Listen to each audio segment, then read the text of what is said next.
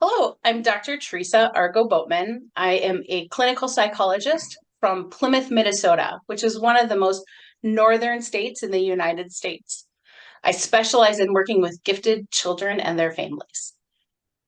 Então, eu sou a doutora Teresa Argo Boatman, psicóloga formada e especializada em crianças superdotadas e sou do estado de Minnesota, um dos estados mais ao norte dos Estados Unidos. What we're going to talk about today is what we know from neuroscience about the brains of gifted people, and then using that, plus our understanding of the social emotional theories and characteristics of gifted children and people, what do we then do as educators and parents? Hoje nós vamos falar um pouquinho sobre o que nós sabemos a respeito de cérebros de crianças e de adultos superdotados, de acordo com a neurociência, e como que nós podemos usar isso como pais, como educadores, para auxiliar no desenvolvimento deles. So let me start with a couple things that guide my understanding of gifted learners. First is Dabrowski's theory of overexcitability, or the words intensity have been used. When Dabrowski was researching this overexcitability, the word in Polish is actually superstimulatability. Então, falar um pouquinho de algumas coisas que me ajudam nessa área de estudo é a teoria do Dabrowski sobre a superexcitabilidade ou intensidade. E quando a pesquisa foi feita em polonês, o termo usado era superestimulabilidade. What Dabrowski was researching is that among creative individuals, he found these 5 areas of intensity, and also found those among intellectually capable individuals. And the 5 areas are imaginational, emotional, intellectual, psychomotor, and sensory. O que o Dabrowski observou nas pesquisas foram essas 5 áreas de intensidade dos indivíduos.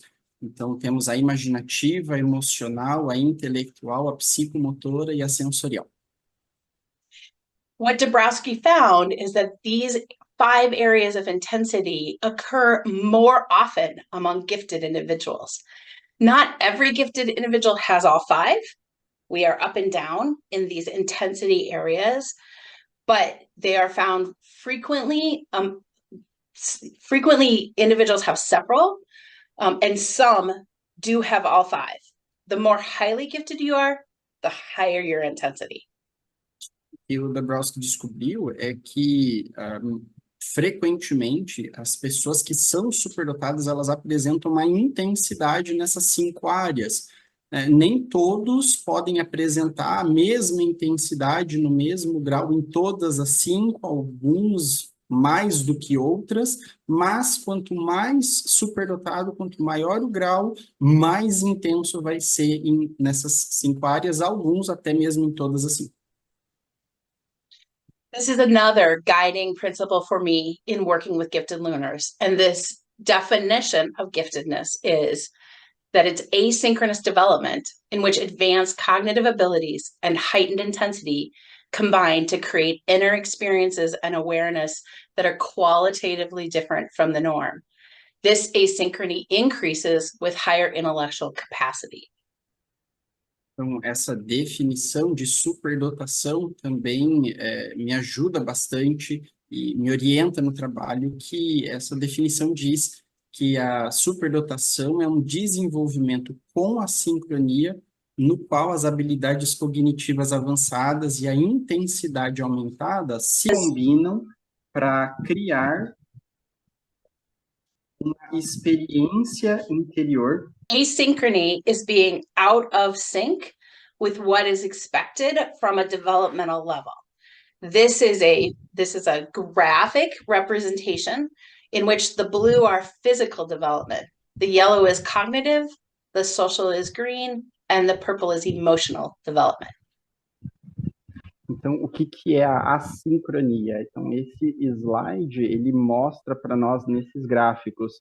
Então, nós temos as 4 áreas, nós temos o azul representando o desenvolvimento físico, o amarelo cognitivo, o verde social e o roxo emocional.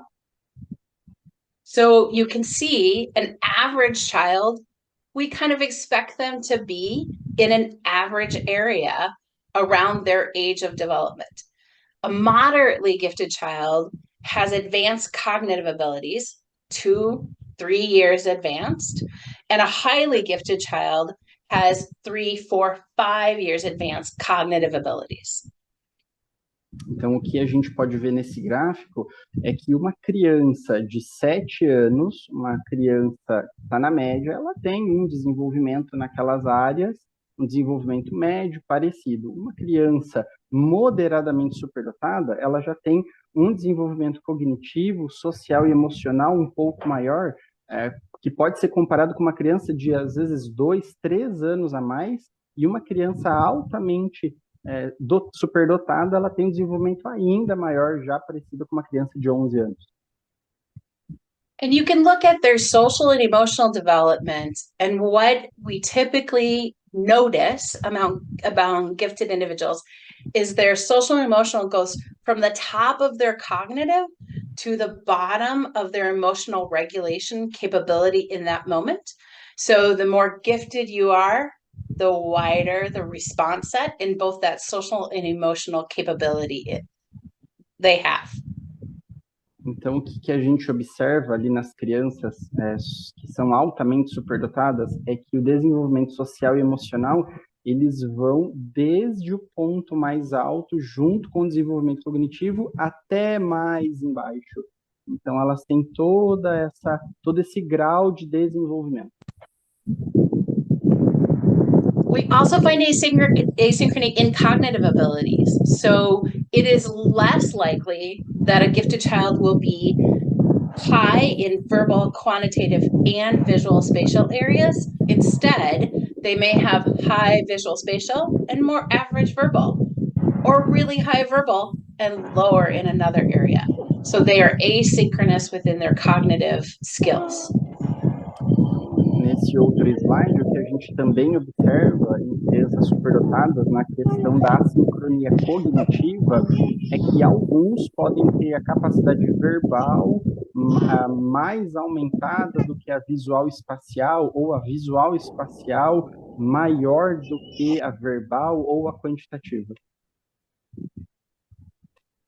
So one of our jobs, always as educators and parents, is to figure out who are we interacting with at that moment. Are we talking with a 7-year-old whose cognitive ability is in the lead and they're interacting with you more like a 9, 10, 11-year-old? Or are they dysregulated and their emotional capability is more like a 4 or 5-year-old? Então, o nosso papel como pais e como educadores é saber com quem a gente está lidando naquele momento. Nós estamos lidando com uma criança de 7 anos que tem um desenvolvimento cognitivo ou social de uma criança de 9, de 10 anos, ou que está num comportamento parecido com uma criança de 4 ou de 5 anos. So today, who am I interacting with? Or in this moment, who am I interacting with? And you know if you made the good guess if your child responds to you either by opening up like a sunflower, which means, oh, I hit the 11-year-old cognitive love that this child has, and so I made the right guess of who I'm interacting with, or if they shut down like a clam, and then I'm not right, and I need to try again to hit what child am I interacting with right now? Então, com quem eu estou interagindo agora, o que vai ajudar a gente a saber se a gente acertou na maneira de lidar é se a criança ela se abre como um girassol, quer dizer, sim, eu acertei, o modo como eu estou lidando com ela está certo, ou se ela vai se fechar como aquele molusco, então, opa, eu posso ter feito alguma coisa de errado e preciso mudar a minha abordagem. So we're constantly guessing with these children that are standing in front of us. Who are you today? Where are you at? And can I help you open up like a sunflower? Or can I help you move forward from where you're at? Então, todos os dias a gente tem que estar adivinhando com quem eu estou lidando hoje, ali com os alunos, quem é você hoje, onde que você está hoje, e como que eu vou te ajudar a se abrir como um girassol ou a seguir em frente. All right, let's talk some neuroscience. So one of the things that we know about the gifted brain is that when they put gifted individuals into an MRI and look at a picture of the brain in a learning moment, the gifted brain is not only on fire in the content area of learning, it's on fire throughout the brain. It's lit up with lots of different areas being sparked by content areas that others do not have. Então, agora vamos falar um pouquinho sobre neurociência. Então, quando fez uma análise do cérebro de uma criança superdotada, o que se descobriu? Que quando ela está aprendendo, não é só a área específica do cérebro responsável pelo aprendizado que está acesa, não. Na verdade, é como se o cérebro dela tivesse em chamas, porque muitas outras áreas do cérebro de uma criança superdotada, ela também está ativa, ela está acesa durante o momento de aprendizado. Outras áreas que normalmente em cérebros de crianças que não são superdotadas não estariam ativas naquele momento. So this to me explains why when you're interacting with a gifted learner and they grab an idea from way out here, it's because their brain is on fire in different areas than you are either trying to teach them or talk to them about. And they go on these tangents and either pull you along or jump there themselves. Então, é por isso que acontece quando a gente está ensinando uma criança superdotada, a gente está tentando ensinar alguma coisa para ela e, de repente, ela vem com uma ideia, às vezes uma ideia de uma outra coisa, mas é porque áreas diferentes do cérebro dela estão ativas naquele momento e aí ela vem pegando outras ideias enquanto a gente está tentando ensinar, fazer ela aprender algo. So it also helps me think about intellectual intensity. And when we go back to Dabrowski's intensity, what intellectual intensity is a search for truth, for knowledge. It's questioning and probing and loving ideas and loving theory. It's a deep capacity for sustained intellectual effort. Então, o que me ajuda a entender essa intensidade intelectual é algo que o Dabrowski falou. Essa intensidade intelectual é a busca pela verdade, pelo conhecimento, é questionar, é sempre fazer perguntas investigativas, é o amor pelas ideias, pela análise, a capacidade de sustentar um esforço intelectual. When I think about intellectually intense people, I think of them as if their brain is working underneath 10 feet of water. And they are swimming down there in their brain, in their deep area of interest. And the rest of us are up at the surface. And they sometimes don't even know we're there. Então, quando eu penso nessa intensidade intelectual, é como se a criança superdotada ela está nadando a 10 metros de profundidade e todos nós estamos lá em cima na superfície. É assim que eu vejo quando essa criança com essa intensidade intelectual. So our job is to, if we need them to come out of that intensity, their deep thinking time, to figure out how many senses we need to engage to get them in front of us.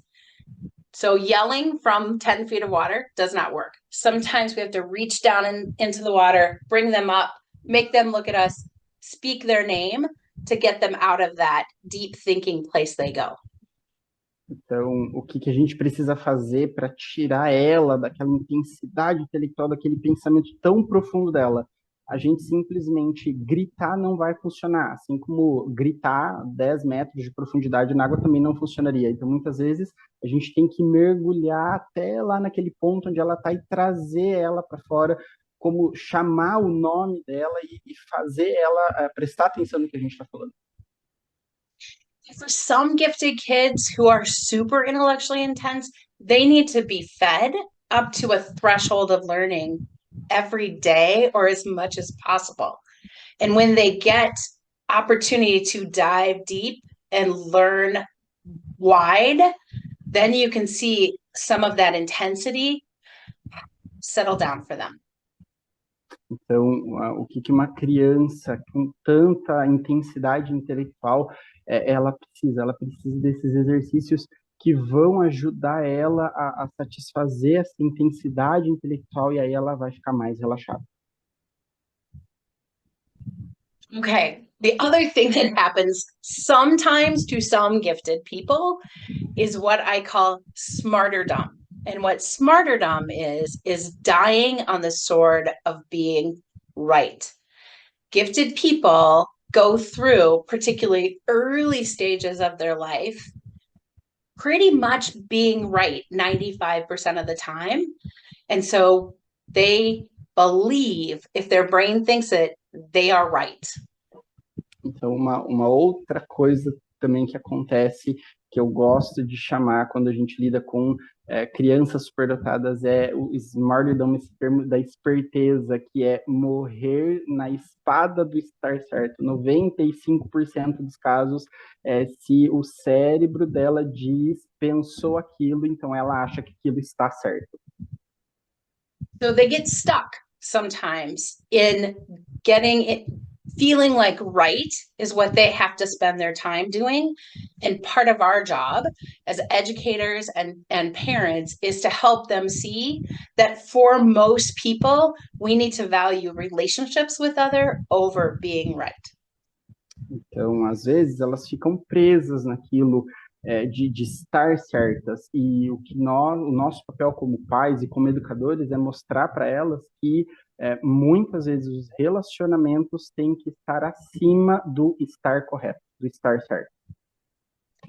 This may feel like common sense, but I've had many, many gifted people that need to be taught that we need to look at what's happening to someone else when we get in that insistence I know place. And sometimes just be okay that they don't agree with you. Então, pode parecer um pouco difícil de entender isso, mas assim, tem muitas crianças superdotadas e acontece quando elas insistem demais nessa ideia do eu sei, isso pode realmente trazer algumas dificuldades para elas. Okay, some more neuroscience. So another thing that we know, based upon the research that's out there, is that the gifted brain has increased memory efficiency, which means that it takes in information easier and with a wider variety of storage areas than a typical normal brain. So when you are bringing in information, you may dump it in more spots, and it holds faster. Então, vamos para mais um pouquinho de neurociência. Uma outra característica de crianças superdotadas é uma capacidade de memorização maior, mais ampla. Elas conseguem gravar mais rápido do que o normal, porque elas gravam em outras áreas. Gifted people are also top-down meta-level thinkers. When they study how gifted learners, in particular, want information to be presented to them, they are big picture thinkers. They are up here in the big ideas of the world, and then they come down into the little details of what something is happening. But they like to start with big picture, big ideas. Então, eles gostam de começar com grandes quadros, grandes imagens, e daquilo eles vão tirando as informações mais importantes. Então, eles começam sempre com um quadro geral, pensadores desse nível meta.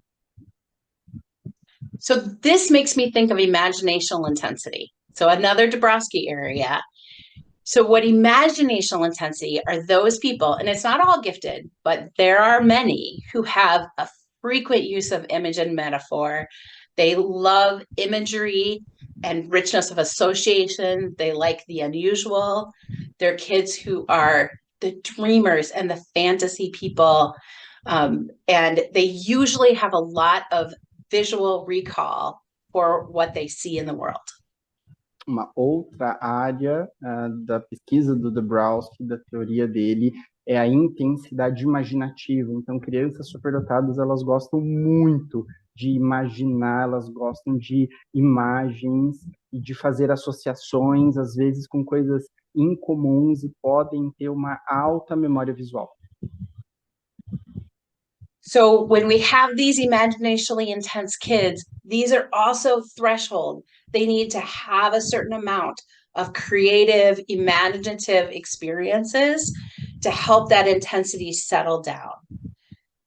They also might be people who imagine fearful things and might have a little extra anxiety or fear connected to what happens with them in the world. Então, crianças com essa intensidade imaginativa, elas têm essa necessidade de imaginar muitas coisas, e o que pode acabar acontecendo é elas acabarem imaginando coisas um pouco assustadoras, e isso pode aumentar a ansiedade delas, o medo delas também.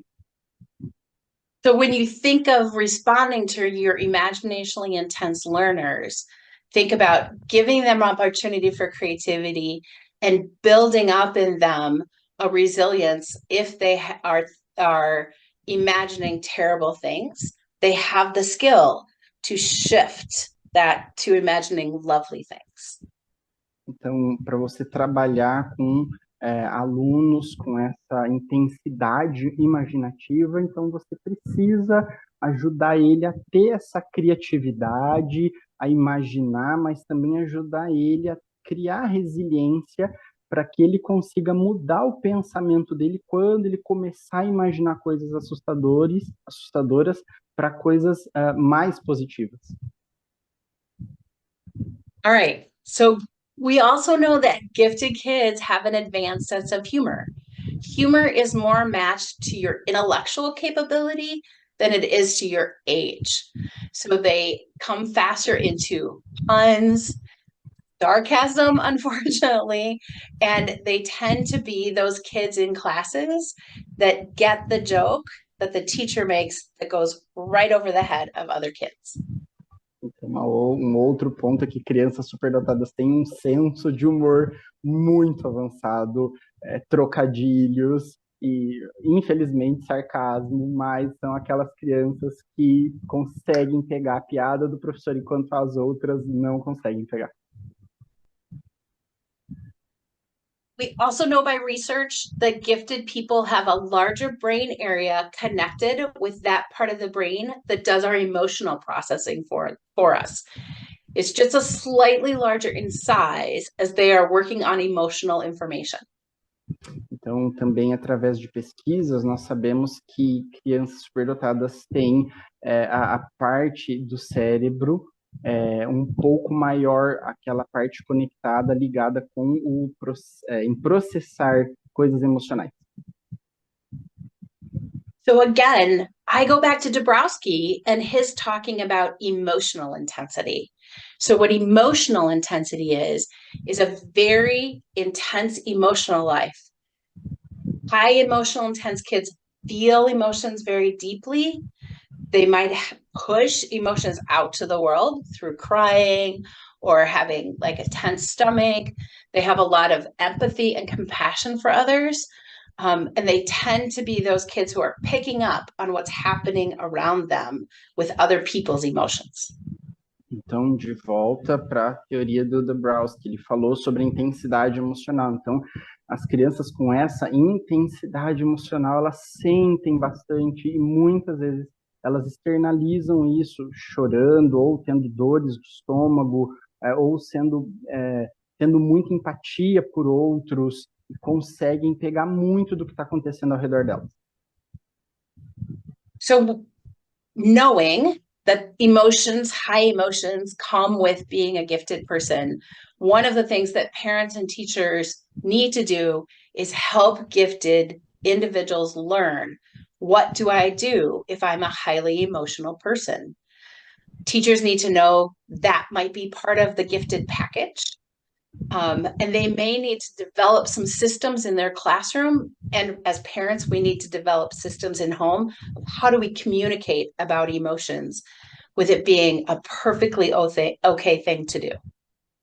Então, o que os educadores, os professores e os pais precisam saber é que ter essa intensidade emocional pode ser parte do pacote de uma criança superdotada, e o que eles precisam fazer, tanto na escola quanto em casa, no caso os professores, é desenvolver um sistema para ajudá-los a lidar com isso, e em casa os pais também têm que desenvolver um sistema para ajudá-los a lidar com isso, para que eles sintam que tudo bem poder sentir, ter essa intensidade emocional. So one of the things that I teach gifted kids frequently is that we can feel any emotion that we want. We can't do anything that we want. We can't behave any way we want. Uma coisa que eu ensino para crianças superdotadas é que a gente pode sentir qualquer coisa que a gente queira sentir, nós podemos fazer qualquer coisa que nós queremos. It's also important for high emotionally intense people to learn, how do I take charge of my emotions? Teaching mindfulness, relaxation training, and how to set up an expectation of what's going to happen in a situation are really important skills for them to develop young and practice often. Então, habilidades importantes que uma criança superdotada com intensidade emocional precisa é aprender como tranquilizar a mente, como relaxar, como treinar, como estabelecer expectativas do que pode ou não pode acontecer para ela conseguir lidar bem com isso e poder crescer bem. One of the most effective interventions I've used is helping gifted people develop an emotional skin. They don't know that there are people that keep emotions from the rest of the world out. Emotionally intense people just feel everything. So sometimes they have to imagine a barricade or a barrier between themselves and the emotions from the rest of the world. Então, um exercício que eu gosto de ensinar para elas é criar uma barreira emocional. Ela precisa ter isso para que nem todas as emoções do mundo ao redor venham sobre ela. All right, so let's keep moving. We're getting there. So another thing we know by research is that gifted individuals have a hypersensitivity or an enhanced sensory activation. They have more allergies, they have more sensory integration struggles than a neurotypical individual. Então, vamos lá, a gente está chegando lá. Vou continuar mais um pouquinho. O que a gente vai ver agora é que crianças superdotadas têm uma hipersensibilidade ou uma ativação sensorial melhorada. Então, pode ter muitas alergias e pode ter ali combinações sensoriais diferentes de uma criança que não é superdotada. So this connects us to sensory intensity. People who have high sensory intensity have a heightened response to what they see, smell, taste, touch, hear, where they are in the world, and they have almost an emotional tension with sensory seeking or sensory avoiding. Então, essa intensidade sensorial, ela vem através do que ela olha, do que ela sente o cheiro, do que ela sente o gosto, do que ela toca, onde ela se situa no espaço físico, e isso pode ter uma resposta emocional também. So part of what we need to do is help them understand that heightened sensory response is connected to giftedness. And we might help them learn, how do I adjust what's happening around me if I am annoyed by the lighting in a room or sounds are too loud for us? Então, o que a gente precisa ajudá-las a entender é que essa intensidade sensorial, ela está ligada com a superdotação. E a gente precisa ajudar elas a entenderem, né? Quando o som está muito alto, quando ela está sentindo algo, a controlar isso para que fique normal para ela. One of the things that frequently helps is occupational therapy. Here in the United States, we have a lot of gifted kids who, with sensory issues, will work with an occupational therapist. even if they don't have like a sensory integration disorder, but they have these pieces of a sensory intensity. Então, uma coisa que ajuda bastante é terapia ocupacional. Aqui nos Estados Unidos nós temos muitas crianças superdotadas e que fazem a terapia ocupacional, mesmo que não tenha toda essa intensidade sensorial, mas que já apresentam alguns sinais disso, já faz a terapia ocupacional que ajuda. So back to the brain. Another thing we know about gifted individuals is that they learn at a different rate than a neurotypical. They have faster speed of moving from something being novel to routine. Novel happens in the front of our brain. That's new information is all up here. Once it's routine, it moves back to the back of our brain in the memory areas of the brain. Então, vamos voltar lá para o cérebro. Então, uma criança superdotada, ela aprende com muito mais facilidade.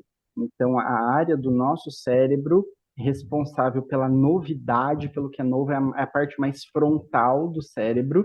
E, numa criança superdotada, essa migração da parte frontal do cérebro da novidade para a parte de trás do cérebro, que é a parte da memória, a parte do que já virou rotina, do que já foi aprendido, essa migração vai muito mais rápido do que numa criança que não é superdotada.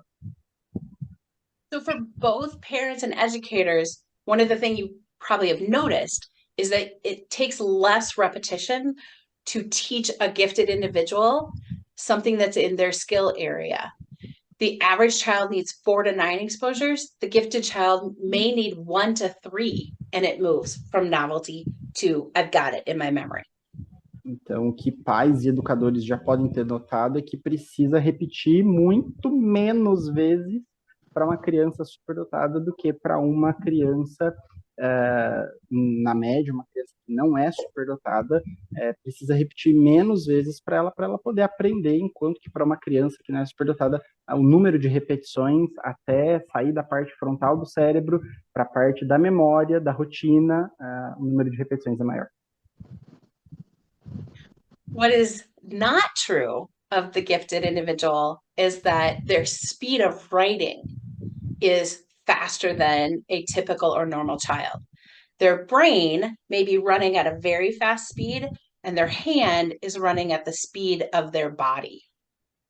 Então, o que não é verdade é que crianças superdotadas também têm muita velocidade para escrever. O que pode acontecer é que o cérebro dela está trabalhando numa velocidade muito maior, mas a mão, o movimento da mão da escrita acompanha a velocidade do corpo.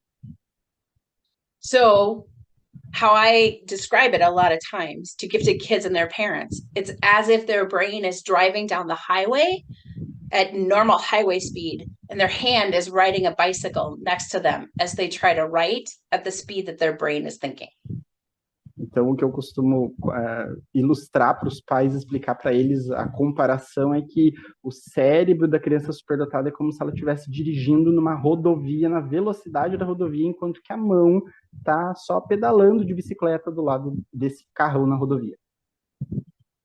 So when we think about interventions, sometimes it's someone scribing or writing for a child. Sometimes it's recording what their voice is saying rather than writing.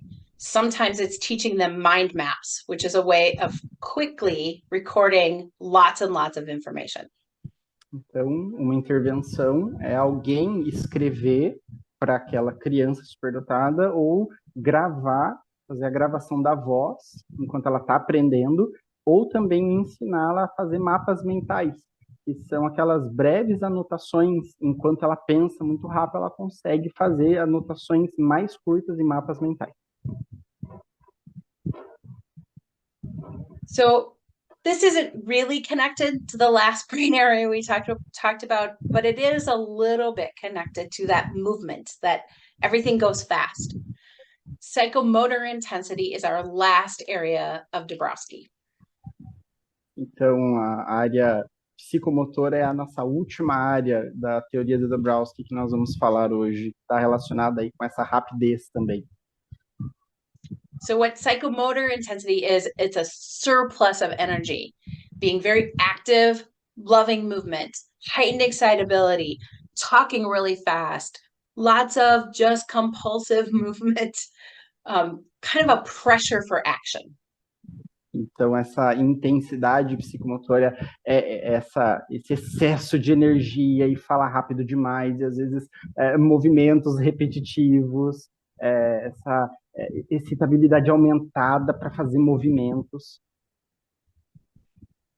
So this is another threshold intensity. Sometimes we have to let gifted learners move as much as they can, because for some of them, the brain thinks better if the body is moving.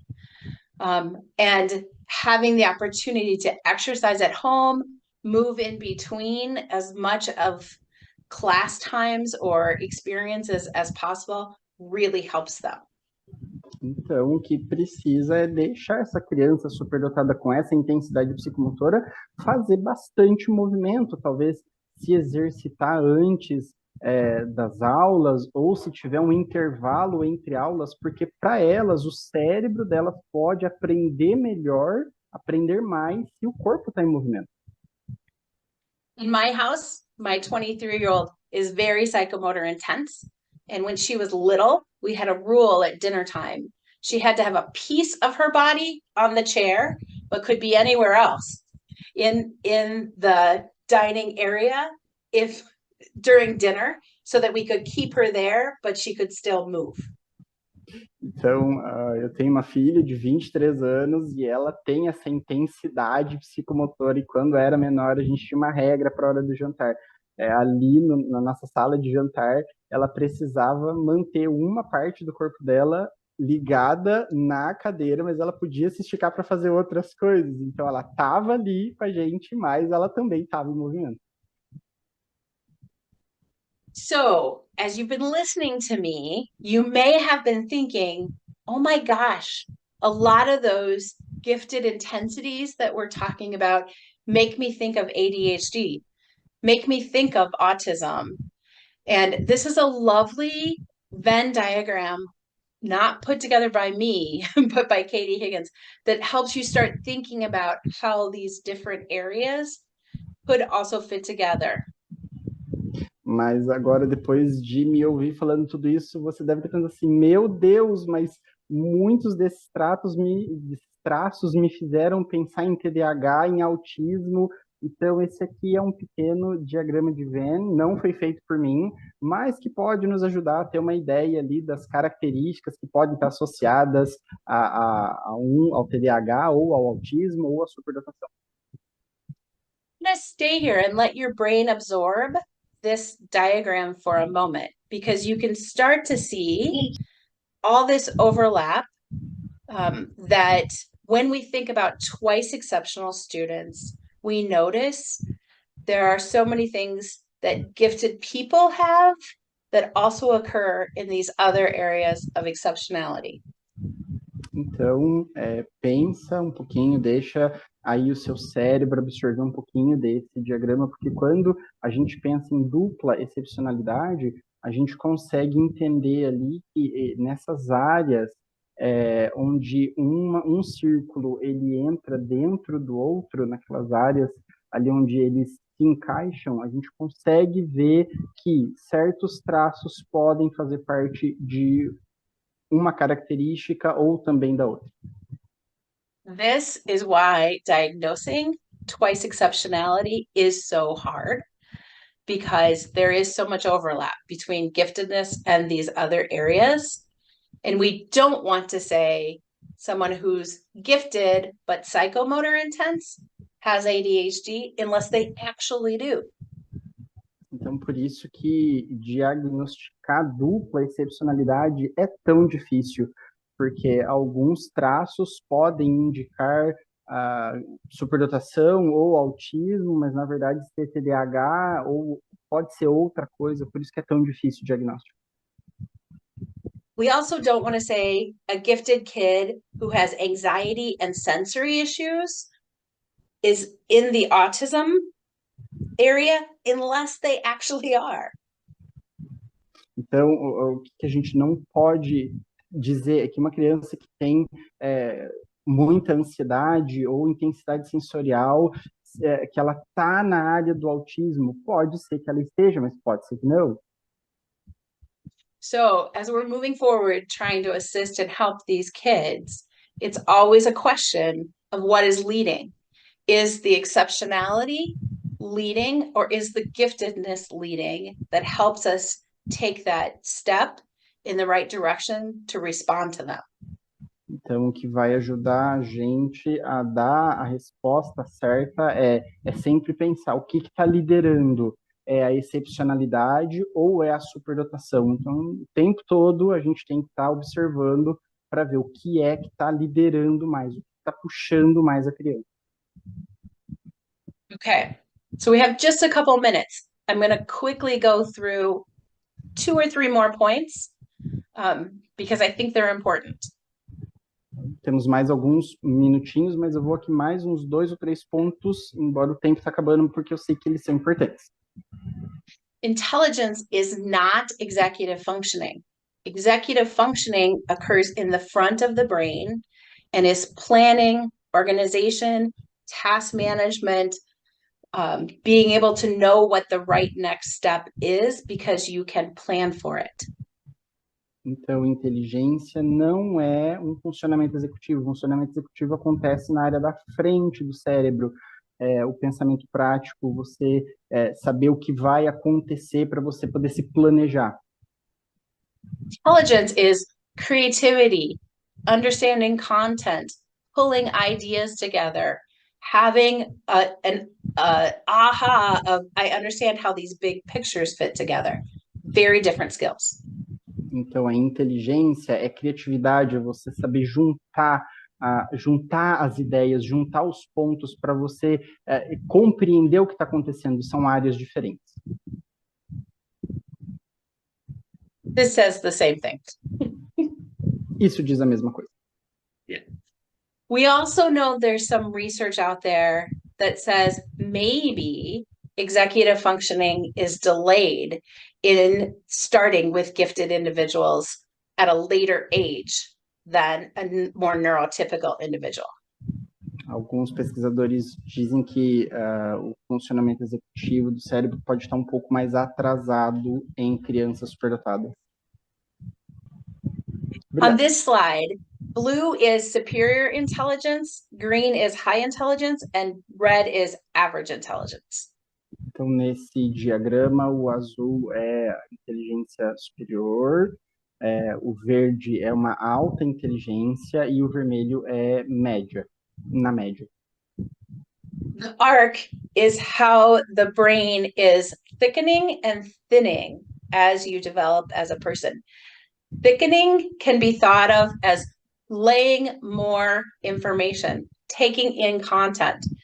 Thinning can be thought of as being more efficient, going down the right pathway when you need to go down it. Então, o arco, ele indica ali o espessamento ou a afinação do cérebro. Então, o espessamento do cérebro está ali adquirindo informações, e conforme ele vai afinando, o arco vai descendo, ele vai entendendo como colocar aquilo em prática.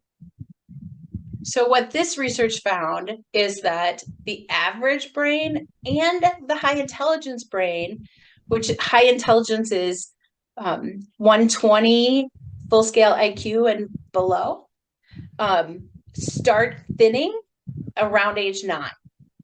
The gifted brain starts thinning more around age 12. Então, o que os pesquisadores descobriram é que os cérebros ali que estão na inteligência na média e alta inteligência, que seria um QI de 120 ou menos, que começa a afinar ali na idade de 9, enquanto que na inteligência superior na idade de 12. So when I think about this, I think about why. Why would the gifted brain be thinning later?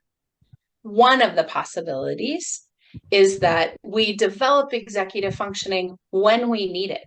And we need it when we're working on hard things that require us to task manage, prepare, and keep ourselves organized. Então, eu me pergunto, por quê? Por que que nos cérebros com inteligência superior, essa afinação do cérebro acontece depois? Porque é quando começa a necessitar daquelas informações. Agora eu preciso me organizar, eu preciso realizar as coisas. So if a gifted child is in curriculum that does not require any of that organization, that most of what they're doing is practicing skills they already know, they're working from the back of the brain memory areas, not the front of the brain, new and novel information. And so you're not stretching your executive functioning skills and developing those. So when we are learning, we are front of the brain.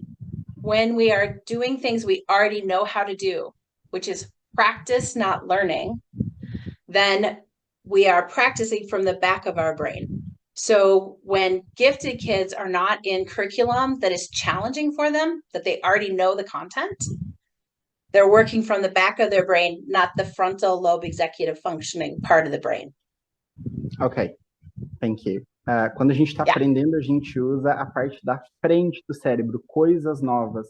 Mas, se para aquela criança superdotada o currículo não é tão desafiador, então, na verdade, ela só está usando coisas que ela já aprendeu.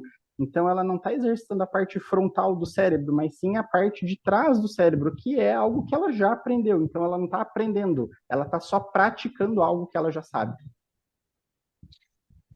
So we have to think of ways for them to increase frontal lobe activity. Movement does a lot of turning on the frontal lobe. One of the things that research has found is if we do aerobic exercise where we're breathing really hard for even 90 seconds, the front of the brain turns on for 10 minutes.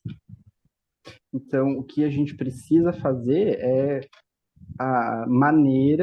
encontrar maneiras de ativar a parte da frente do cérebro.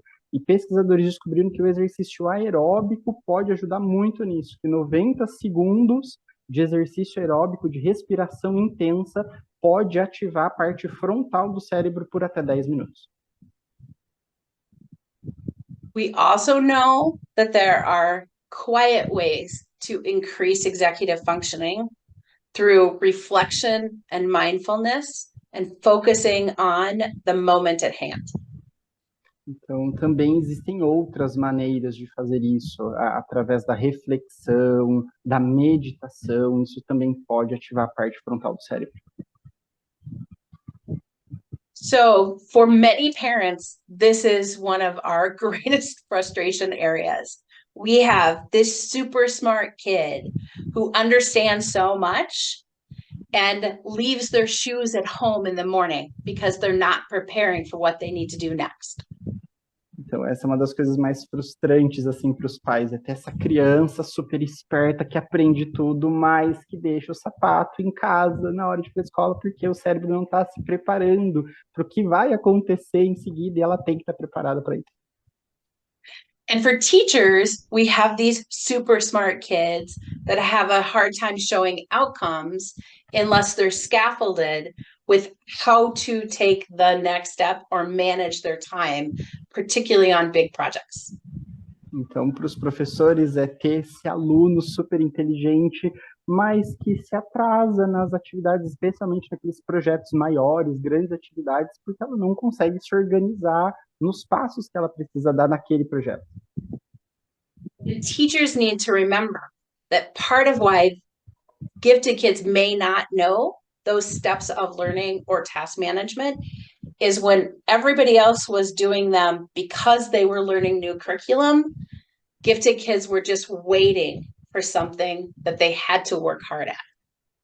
Então, os professores precisam lembrar que esse desafio para os alunos que são superdotados, porque eles têm essa dificuldade no gerenciamento ali dos passos de uma tarefa, porque enquanto que as outras crianças, elas estão aprendendo coisas novas, mas aquela criança, aquele aluno superdotado, ele já tem aquelas informações, então ele só precisa saber o que ele vai fazer agora, em seguida.